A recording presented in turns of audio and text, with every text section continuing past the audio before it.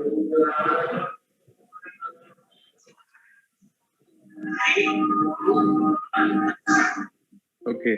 so very good evening to everyone. On behalf of IPS South Zone, the CME committee, I have a pleasure to welcome the President, the Honorary General Secretary, the President-elect, and other EC members for the evening virtual CME. I'm also happy to welcome my CME committee members for today's program. It has been a great honor to have a distinguished chairperson, Professor N.N. Raju, the President-elect IPS, also Professor and HOD, Department of Psychiatry, GVP Medical College, Visakhapatnam. I welcome you, sir. Professor N.N. Raju is known to me since his tenure of his IPS South Zone General Secretary when I organized the IPS South Zone meeting in Madurai. He was a past Honorary General Secretary of IPS and has been chairperson for many task force committees at the national level. A great teacher and an academician who has published many articles and presented lectures at all levels of at various levels of conferences. I welcome today's speaker, Dr. Ashwin Krishnan Ajit, who is a director and consultant psychiatrist, Dharnia Doctors Chamber, Center for Neurobehavioral Disorders, Cochin. I welcome Dr. Ajit, and I also have a pleasure to welcome Dr. other speaker, Dr. Smita Ramdas, who is additional professor of psychiatry, Government Medical College, Thrissur. I welcome Dr. Smita. All of the above, I welcome you, all the participants of the CME program. The IPS South Zone CME South Zone is continuously conducting CME programs on monthly basis on a good succession, and we have been presenting the certificates after each CME program. So it is my pleasure to have a good lectures of two different kinds of session on today's IPS South Zone platform. So I'll hand over the mic to the president of IPS South Zone, Dr. Ramakrishnan, to give his presidential remarks. Thank you, Dr. Arvind. And I thank all the participants who are joining in good numbers. And Visor program is the one where we got maximum attendance, more than 200, 300 participate. That is a very good sign. And it is a pleasure to have Raju Bhai as a chairperson. And nowadays, I find that because of too many webinars and other things, people get bored or they couldn't find a lot of time for that. But one thing CME Visor program is doing is the topics are chosen so nicely that it is the latest one and very difficult one. And the speakers are also excellent. That has been the hallmark of our success. And I congratulate the CME committee. Today's topic, again, gut and brain, is an upcoming field which can be a trendsetter and it can change the future course of treatment in psychiatry. And Ajit will be speaking on that. And Smita's program topic is also on circadian rhythm. And although this circadian rhythm is normal, we cannot have a good life. But unfortunately, I have never maintained my circadian rhythm. It has gone at least a phase delay for 5 hours. That's what I am doing. But I am trying to stick to this circadian rhythm. And Dr. Smita will be talking about all these things. And once again, I congratulate the CME committee as well as Raju sir. And I welcome Ramanan Erat sir. He has been very punctual in every meeting organized by IPS. That is one of the hallmark of our vice president. Thank you, one and all. I hand over my mic to Professor Raju. Thank you, sir. Thank you for accepting our meeting. And I present on behalf of South Zone IPS, we present this memento to Raju, and it will reach him in 2 days. Thank you, sir. Thank you. I think I'm getting my cupboard is full of more of your IPS mementos. IPS also. That is all Ramakrishnan's stamp everywhere in my entire cupboard. And thank you so much. Thank you. Would Dr. Ramanan wants to speak before I speak, or shall I speak? Ramanan, sir. Ramanan sir, you want to make some comments about anything, sir? Ramanan sir. He has gone away. He has put in. Gone away. Okay. We can start, sir. Yeah.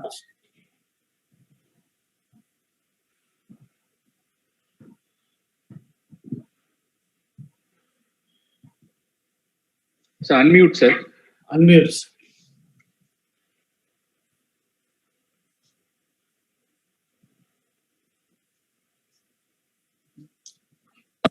I think it basically, am I audible?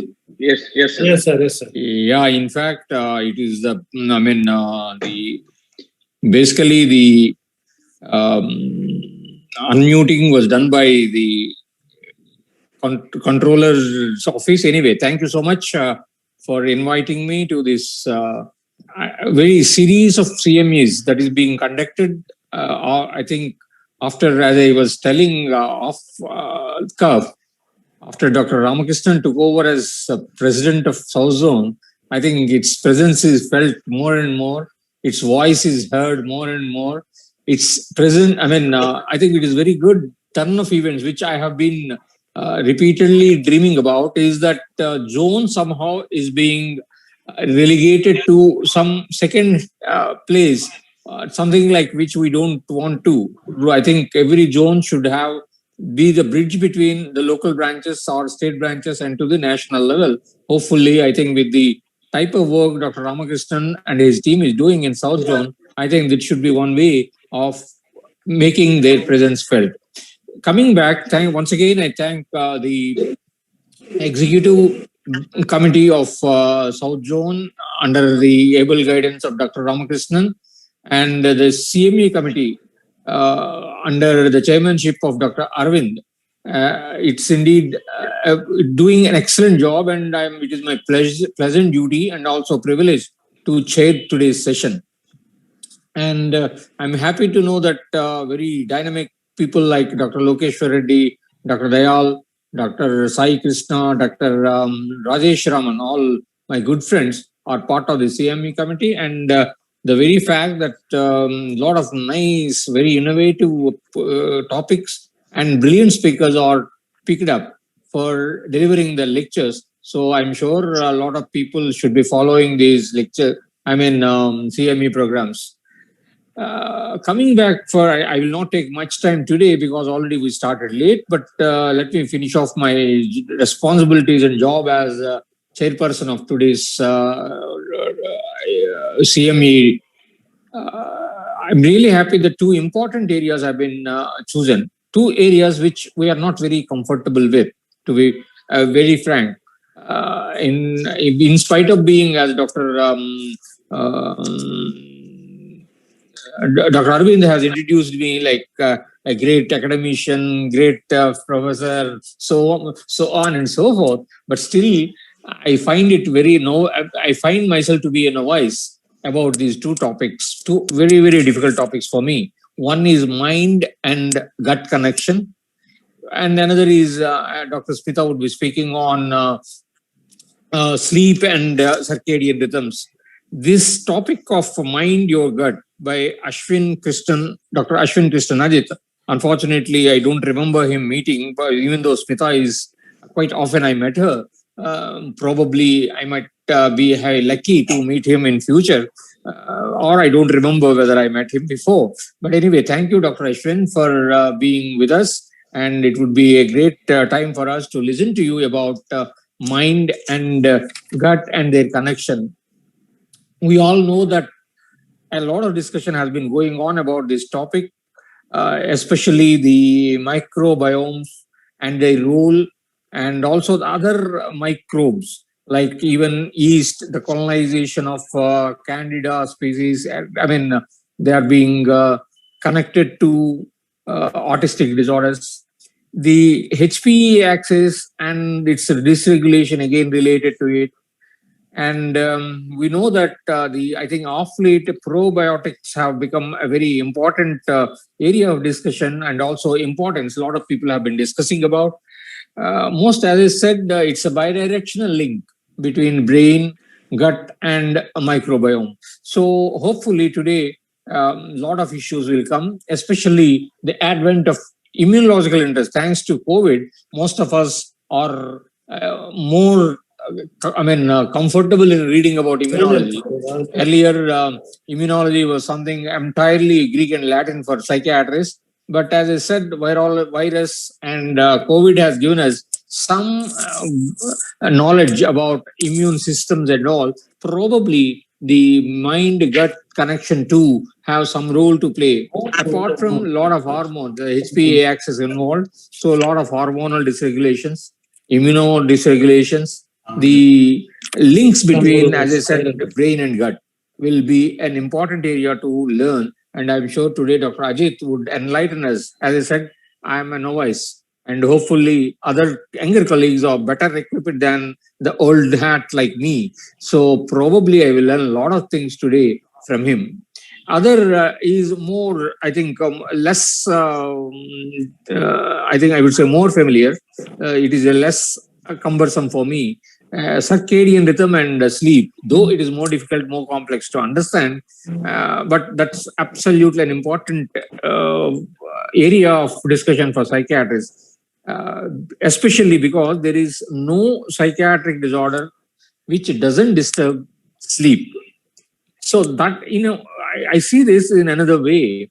That means every psychiatric disorder has some biological connection. So in spite of very authentic psycho-behavioral therapy, ideological theories, still biology should be on top of these discussions, and hopefully the sleep, understanding sleep pattern, understanding circadian rhythm, understanding sleep wakefulness cycle, that all should reflect on understanding each psychiatric behavioral disorder. Hopefully, Dr. Smita Ramdas, whom I know pretty well, who is a very great, very highly knowledgeable psychiatrist and very good academician, I'm sure she will make these role of these, and also make most of us understand latest things in circadian rhythms and their understanding in various psychiatric disorders. So these two areas are very important for us. And I once again congratulate the CME committee of South Zone under Dr. Arvind, and the South Zone in general under the leadership of Dr. Ramakrishnan for bringing eminent and important eminent speakers and important topics. And I feel myself lucky and privileged to be associated with this academic discussion today. And once again, I thank you, and I'm looking forward to listening to two great speakers. Over to you, sir, Dr. Ramakrishnan. Ashwin, you can start the session, okay? Before starting the session, I like to present the speaker, our humble memento to you from IPS CME committee, sir. Kindly accept, and it will be delivered to you in a couple of days. Thank you, sir. Thank you, sir.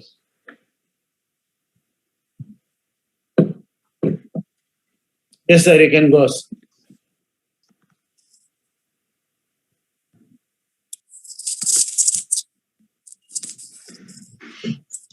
I hope my screen is visible. Yes, yes. Yeah. So at the outset, I would like to thank IPS South Zone for giving me this wonderful opportunity to talk about a topic which is very upcoming in our specialty. And I am indeed indebted to the organizers for today's opportunity. So to cut short the time, so my topic for the day is Mind Your Gut. We all know that how important our mind is when it comes to controlling various bodily functions. We know that, as my professor used to tell me, Dr. Varghese Pundu sir, that we are the most superior among all the specialties in medicine. That is, we control everything down in our body. So if we look at the psychosomatic disorders, we know that the psyche or our mind is one thing which controls all the other functions in the body. If you take coronary artery disease, if you take hypertension, diabetes, asthma, endocrine disorders, headache, any neurological condition or various dermatological conditions, we all know that the mind has a very big role in controlling the various bodily functions or the various physiological functions. And it can lead to triggering of these various disorders. It can alter the course of the illness, or it can even affect the treatment of the particular illness. So if you look at all the specialties, there is one specialty which stands apart when it comes to the role of mind controlling that particular organ, and that is none other than the gastrointestinal disorders. If we look at the various gastrointestinal diseases, we can classify them on a spectrum ranging from organic causes to having functional causes. Whenever we don't find an organic cause, we label them as being functional. So we have peptic ulcer, for which we have an organism to blame for causing the ulcer, that is the Helicobacter pylori, and we have other conditions which have mixed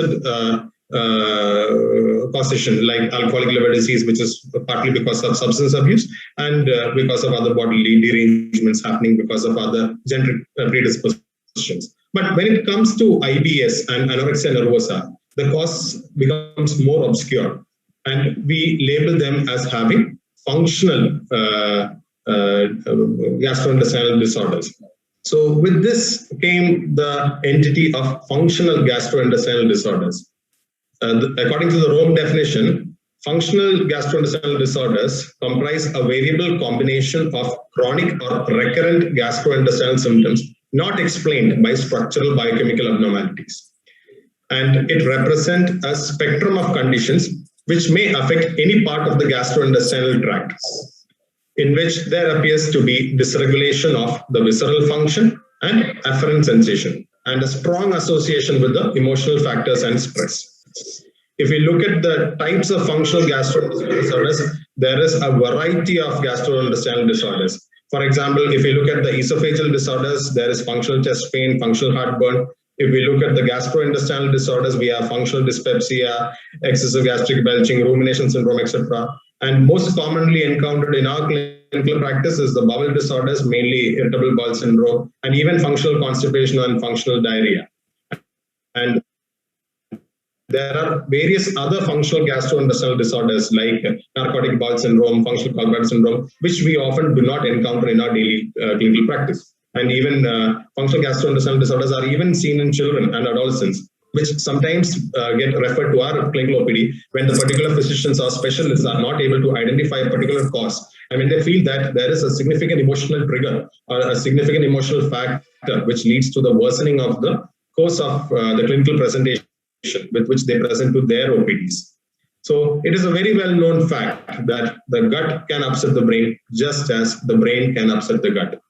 And if we look at various gastrointestinal disorders, there is a lot of neuropsychiatric morbidity associated with them. For example, if you take it inflammatory bowel disease, such as Crohn's disease and ulcerative colitis, it is most commonly associated with mood and anxiety disorders and also personality changes. When it comes to irritable bowel syndrome, it is associated with a very high prevalence of panic disorder or generalized anxiety disorder, social phobia, dysthymia, and even major depression. And celiac disease has been repeatedly associated with several neuropsychiatric disorders, including ataxia, epilepsy, peripheral neuropathy, headache, anxiety, ADHD, ASD, and schizophrenia. And if we look at the neuropsychiatric perspectives, that is what we encounter in our practice. We all know that most of the people who are taking SSRIs have significant gastrointestinal problems like nausea, diarrhea, and even constipation. And antipsychotics, which are basically dopamine antagonists, are very well-known antiemetic effects. We all know that how effective chlorpromazine is as an antiemetic agent. And clozapines, potent anticholinergic effects, can cause serious ileus. And victims of Alzheimer's dementia and Parkinson's disease often suffer from constipation, and that too way earlier than the onset of the typical symptoms of dementia or tremor. And drugs like morphine and heroin attach to the gut's opiate receptors, producing constipation. And the human gut also contains receptors for benzodiazepine. And it is through these receptors, the mercaptans cause hepatic encephalopathy in people with alcoholic liver disease. So if we look at these encounters, which we often see in our clinical practice, we don't usually think that it is quite significant, and we don't start thinking about the influence of the brain on the gut or the gut on the brain. So these are all relevant things which we have to keep in mind, and maybe we will get some tools later in the future to identify certain etiological agents and maybe some disease modifying agents which will help us in reducing these problems which our patients face. So coming to the introduction, the existence of a gastrointestinal nervous system has been recognized for more than a century. It is located inside the wall of the GI tract and extends from the esophagus down to the rectum. It is considered as a single entity which comprises of a network of neurons, neurotransmitters, proteins, and support cells. It forms a complex circuitry that enables it to act independently, to learn, remember, and as the saying goes, produce gut feelings. And technically known as the enteric nervous system or the ENS, it has been called with other labels also. For example, it is called as the second brain, the abdominal brain, the other brain, the brain in the gut, etc. What is fascinating is 100 million neurons, which is the same number of neurons approximately in the spinal cord with glia-like cells. And if you look at the hierarchy of organization of the enteric nervous system, including the central nervous system, the neural control of the gut is hierarchic with basically 4 levels of integrative organization. The lowest level, that is level 1, is the enteric nervous system, which behaves like a local mini brain. The second level of integrative organization is in the prevertebral sympathetic ganglia. The third and fourth levels are within the central nervous system. The sympathetic and parasympathetic signals to the digestive tract originate at level 3 and represent the final common pathways for outflow of information from the CNS to the gut. The fourth level, which is the highest level, includes the higher brain centers that provide input for integrative functions at level 3. So basically, it is the autonomic nervous system which is involved in the control of the gut by the higher brain centers. And as Raju sir was telling earlier, it is indeed a bidirectional communication rather than a up-down communication. So it was this pioneering scientist, Dr. Michael Joseph, who was the forerunner of the field of neurogastroenterology. Through his book, The Second Brain, a groundbreaking new understanding of nervous disorders of the stomach and intestine, he confirmed that our digestive nervous system has its own cerebral activity and intelligence. He described the field of neurogastroenterology as it encompasses the study of the brain, the gut, and their interactions, with relevance to the understanding and management of gastrointestinal motility and functional gastrointestinal disorders. And the landmark study which he did was the identification that serotonin was present majorly in the gut. He revealed that 90% of the body's serotonin is produced and stored in the intestinal walls, where it regulates the peristaltic movements and sensory transmission. And other scientists had also demonstrated the presence of enteric serotonergic neurons, which coexist in primordial enteric ganglia. And it is also said that the 5-HT strongly promotes the development of the later rising enteric neurons, and it is evidenced by the presence of the 5-HT2B receptor even in the fetal bowel. But it is not just serotonin. Our gut contains more than 30 neurotransmitters, including several closely linked to various psychopathology. For example, dopamine. 50% of the body's dopamine is present in the GI tract. The other neurotransmitters which are of significance to our clinical scenarios, the GABA, glutamate, norepinephrine, acetylcholine, and nitric oxide. There are other chemicals like neuropeptides and enkephalins which are present in the GI tract. The gut feelings. When the central brain encounters a frightening situation, it leads to the stimulation of the HPA axis, and it leads to the release of a lot of stress hormones. And the enteric nervous system gets washed by these chemical surge, and hence comes the butterfly in the stomach sensation. And we all have come across this phrase, I find this hard to swallow and difficult to digest. It signifies the importance of the role of the psyche on the GI tract. And we all know that when there is emotional overwhelming, there is increased stimulation of the vagus nerve, and it can lead to the contraction of the esophageal muscles. and people sometimes choke with emotion because when the esophageal muscles contract. And when the stress becomes too high, the higher brain often tells the gut brain, shut down. So that is because, and that is evidenced by the fact that a fleeing animal never stops to defecate. So these gut feelings help us to identify how the higher brain controls the lower mini brain present in the GI tract. One fascinating question which we all should think about is, if we compare the gut brain with the higher brain, is that can the gut's brain learn? Does it think for itself? One significant finding which was explained by a retired army sergeant was that a particular army sergeant was delegated to looking after war veterans who were paraplegics. So what happened was, every day morning at around 10 o'clock, before they had constipation, before they had compaction of their stools, this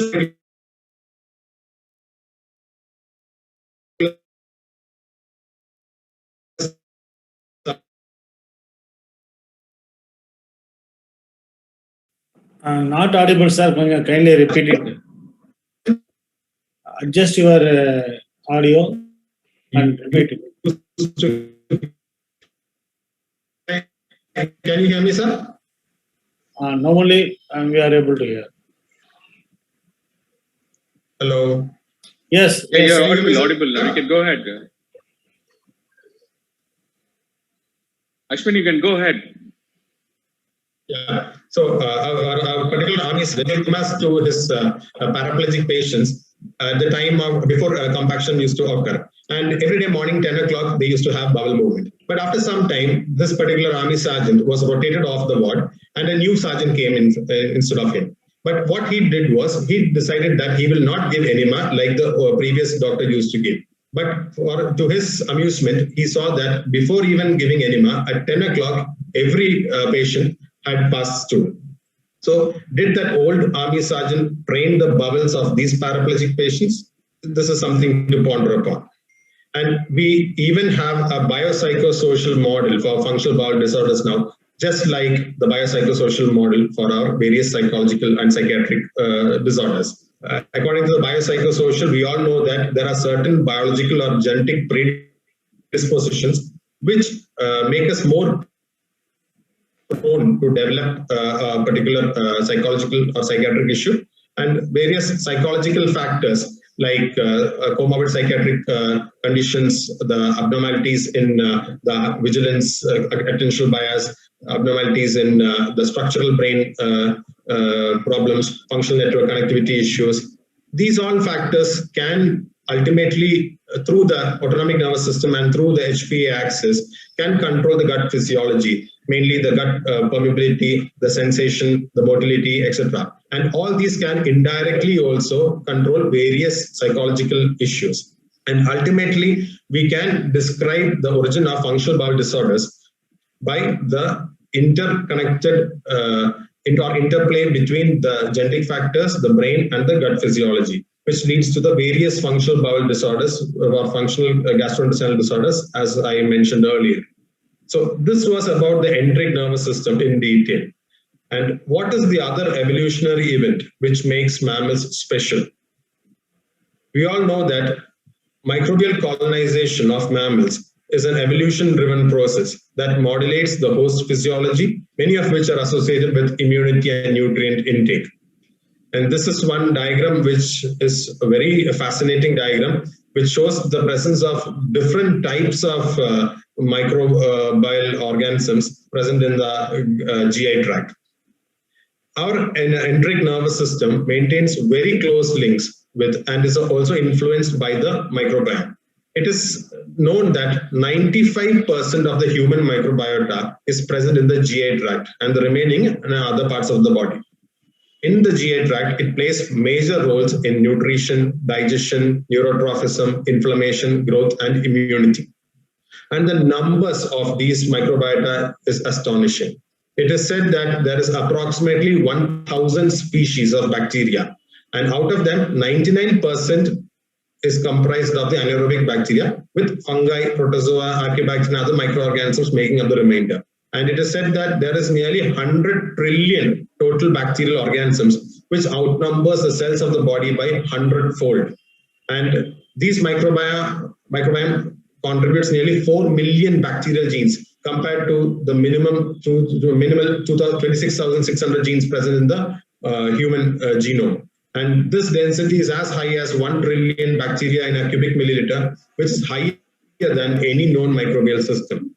And this presence of microbiome also helps us to explain the genome complexity conundrum, which is often fascinating.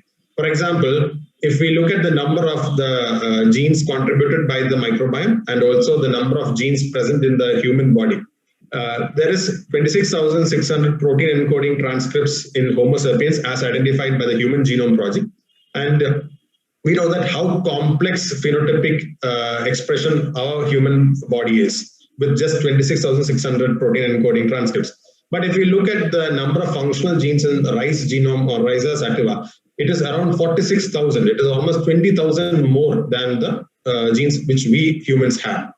And despite having so many excess of functional genes, the phenotypic expression of Rhiza sativa is so simple when compared to how the human body works. And it is said that the 1,000 different strains of bacteria contribute up to 4 into 10 to the power 6 potential mRNAs to the human transcriptome.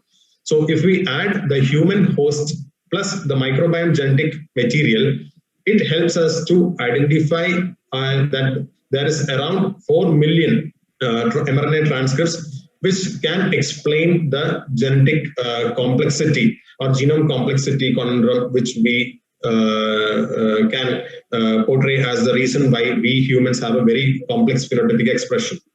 And studies in germ-free mice, that is, germ-free mice means in organisms in which the microbiome has been removed or destroyed. Studies from germ-free mice have made us aware that the commensal intestinal microbiota are absolutely essential for the development of normal passive membrane characteristics, for the normal development of action potentials within the enteric nervous system, and for also the normal excitability of sensory neurons. And the secretory products of the GI microbiome has been located even in the lymphatic and systemic circulation throughout the CNS. How it reaches the brain, how it crosses the blood-brain barrier, again, is another fascinating event. And when it comes to its relevance in neuropsychiatry, we all know that GABA, whenever there is a deficiency of GABA, it is implicated in the development of anxiety disorders and other psychiatric disorders. Certain bacteria like the lactobacillus species and the bifidobacteria species have been shown to be capable of synthesizing GABA by metabolizing glutamate to GABA. So when there is a deficiency of GABA, there is development of anxiety symptoms. So if we can modulate these bacteria in the gut and modulate or control the level of GABA in the brain or in the GI tract, maybe that can be used as a agent for treating patients with anxiety disorders. And we all know that BDNF, that is the brain-derived neurotrophic factor, it is reduced in conditions like depression, anxiety, schizophrenia, etc. And in studies in germ-free mice, they also had identified that there is a reduction in the expression of BDNF in the hippocampus and cortex in germ-free mice. And this finding was correlated with increased anxiety behavior and progressive cognitive dysfunction in those animal models. And another important finding was the presence of the neurotoxin, the BMAA, that is the beta-N-methylamino-L-alanine. It basically acts as a destroyer, or it acts against the NMDA glutamate receptors. And the BMA has been found to be elevated in the brains of patients with amyotrophic lateral sclerosis, Parkinson's dementia complex, and even Alzheimer's dementia. Beta-methylamino-L-alanine is one amino acid which is involved in the formation of plaques, which we see in Alzheimer's and also in some cases of Parkinson's dementia. So it was hypothesized that this BMA was generated by cyanobacteria, which is a bacteria present in the human GI tract. And it is also evidence that stress, GI tract disease, or malnutrition can influence the composition of the human microbiome and further induce BMA abundance to contribute to various neurological dysfunction. And we all know that one hypothesis of the etiopathogenesis of schizophrenia, OCD, depression, ASD is hypothesized to be of infective origin. This is probably because of the finding of increased prevalence of autoimmunity in patients with these disorders and a positive history of exposure to pathogens both in the prenatal and the postnatal period, and also findings of anti-brain antibodies in some people with these conditions. And it is said that the human microbiome appears to condition the host immunity to foreign microbes. And they suggest that differences in the exposure and the genetic vulnerability toward the HM-mediated autoimmunity may be significant determinants. And we all know that mitochondria, if you look at the evolutionary cascade, mitochondria is thought to arise from bacteria during the evolutionary process through endosymbiotic relationships. And we all know that Pseudomonas chorea, which is a part of rheumatic fever, it is because of cross-reactivity of the body because of exposure to streptococci. And even pandas, which is a very common thing which we see in our OPDs, pandas has also been found to have an infective origin as exposure to streptococcal infection. And it is said that molecular mimicry due to exposure to various pathogens and the body's action against the mitochondria is one cause for the development of such conditions. And as Raju sir had also mentioned, there is a lot of research happening in the area of autism spectrum disorders. GI disturbances are very prevalent in children with autism. And it is said that the number of GI symptoms is associated with the severity of autism. So the higher the severity of autism, the more GI problems they can present with. And several studies have reported changes in the microbiota profile in patients with autism. For example, bacteroidetes were significantly increased in patients with autism, while it was firmicutes which was significantly seen in controls.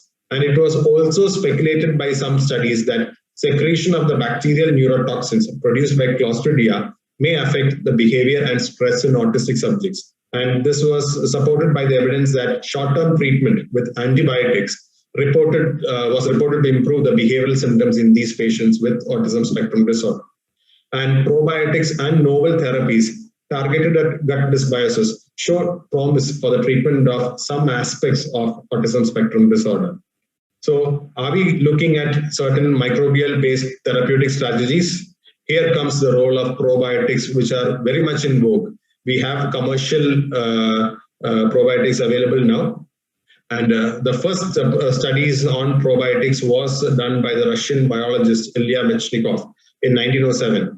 There is an increasing interest of the positive effects of the microbiome towards the CNS via the neuroendocrine, neuroimmune, and humoral links. The preliminary research on the influence of probiotics is currently on conditions like multiple sclerosis, Alzheimer's dementia, stress-related psychiatric conditions like anxiety, autism spectrum disorders, depression, and schizophrenia. And this is one human study which was done with the use of probiotics. In this study, they had used two bacterial species, that is the Lactobacillus helveticus and the Bifidobacterium longum, in an animal model. And they used this model in human volunteers in a randomized control trial. And according to the results published in the study, the active treatment of these individuals with these probiotics reduced the psychological distress as measured by the Hopkins symptom checklist and the HADS scale. And it had significant reduction in the psychological distress level. And also, it was also evidenced by biochemical changes in the form of a reduction in the urinary cortisol, which was concomitantly observed along with the clinical improvement.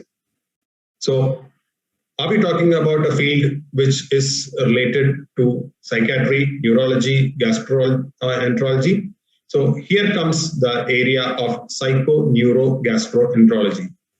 To keep it simple, we can describe psychoneurogastroenterology as the study of the interrelationship of the enteric nervous system and the gastrointestinal microbiome and their influence on the brain-gut axis. It is very easily said, but if we look at this particular diagram, we can identify how the central nervous system, the gut microbiota, and the gut connectome is interrelated. That is, there is a two-way communication or two-way involvement of the central nervous system with the gut microbiota.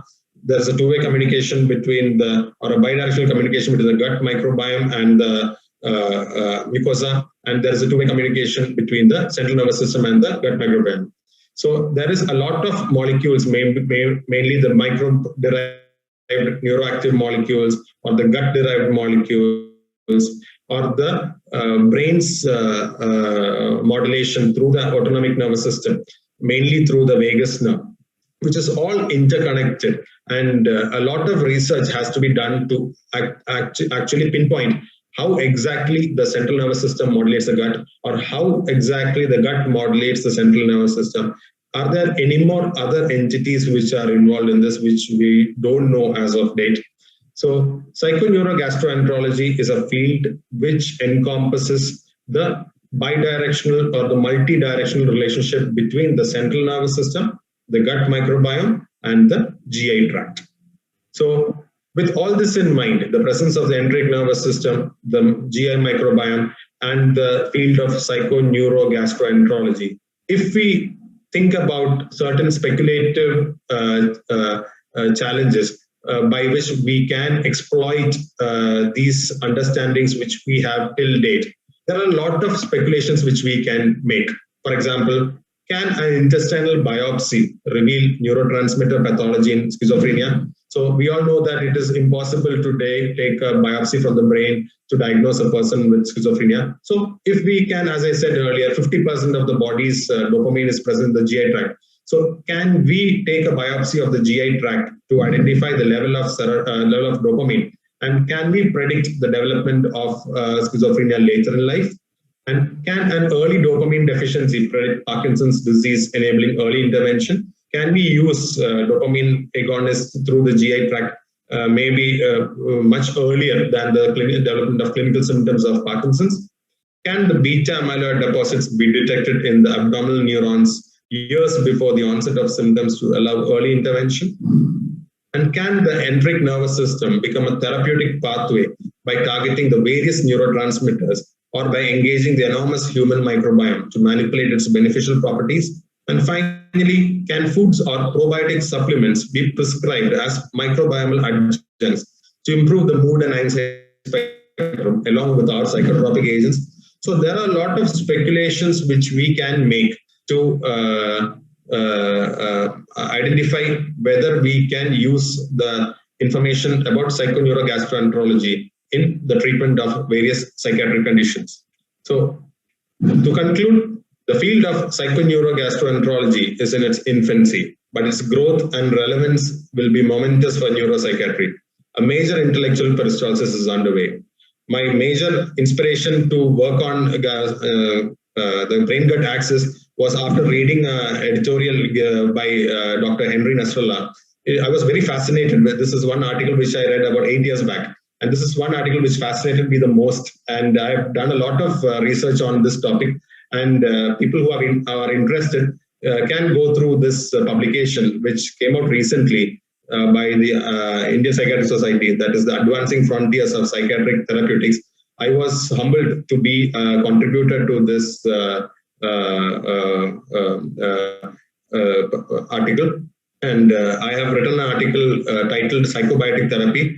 This book, Advancing Frontiers of Psychiatric Therapeutics, has a lot of novel articles, which is very fascinating and which gives us a lot of insight on how psychiatry is emerging, how much research is happening in our field.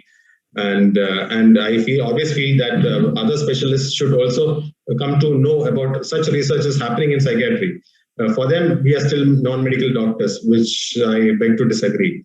And so this is one article. This is one publication which we can buy online through JP Publishers. It is available for a cost of less than 500 rupees. So whoever is interested can buy this and go through these articles. And a detailed write-up is given in this particular book. So these are my references, and I hope I have stuck to my timings. And thank you for the patient listening.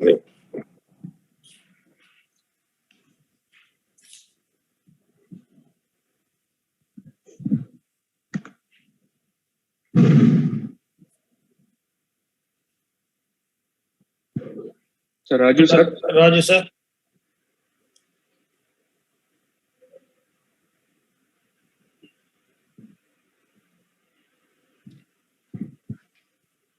Okay, I think he's not online. He's not online, sir. So we'll just walk away to the next session, sir. No, I'm on. Okay. Sorry, sir. Okay. Because I unmuted only. I was not too sure I would be come in between Dr. Ajit and Dr. Smita. So I was taken a bit unprepared, I would say, because I did not expect that I would be called in to speak after Dr. Ajit's brilliant speech. I think he has touched all areas, including starting from the basics. And as I said, this is one area where it interests most of us, and I'm very happy that he tried to convey as much as possible.